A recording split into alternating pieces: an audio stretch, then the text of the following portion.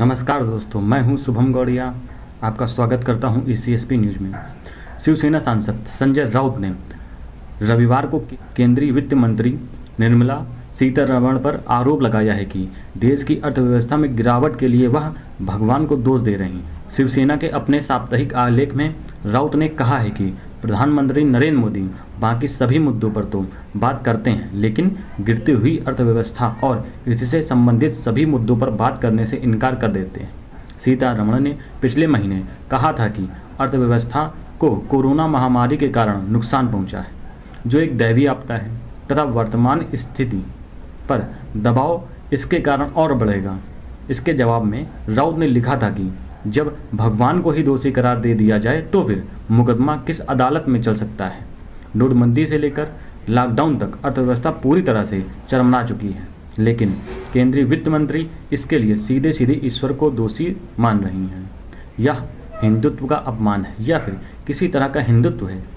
राउत ने कहा है कि वर्तमान वित्त वर्ष की पहली तिमाही में ही GDP में 23.9% की गिरावट आई और इसकी वजह मानवीय गलती एवं लापरवाही वाला रवैया है।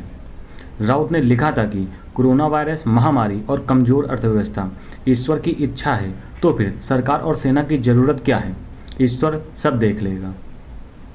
इसी बीच कांग्रेस नेता राहुल गांधी ने देश की गिरती हुई GDP को लेकर केंद्र सरकार पर निशाना साधा है।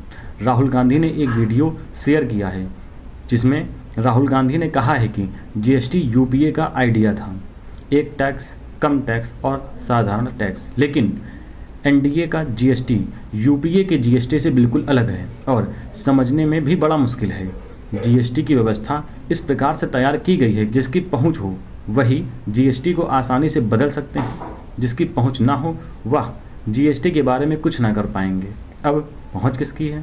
तो पहुंच है हिंदुस्तान के 15 से 20 बड़े उद्योगपतियों की। अब अगर देखा जाए तो GST का नतीजा क्या निकला? 3 साल में ही भारत GST के कारण बड़े आर्थिक संकट में फंस गया है। राज्य को मुआवजा देने के लिए केंद्र सरकार के पास पैसा ही नहीं बचा है। राहुल गांधी ने कहा है कि GDP बिल्कुल फेल है। यह आक्रमण है गरीबों पर, छोटे व्यापारियों पर, छोटे दुकानदारों पर और मजदूर किसान पर। राहुल गांधी ने GST को नया नाम दिया है, वह नाम है मोदी सरकार का गब्बर सिंह टैक्स। राहुल गांधी ने यह भी कहा है कि हमें डटकर GST के आक्रमण का सामना करना चाहिए और इसका भरपूर विरोध करना चाहिए। नमस्कार। अपराध एवं राजनीति की खोजपरक राष्ट्रीय मासिक पत्रिका, एक छोटा सा प्रयास।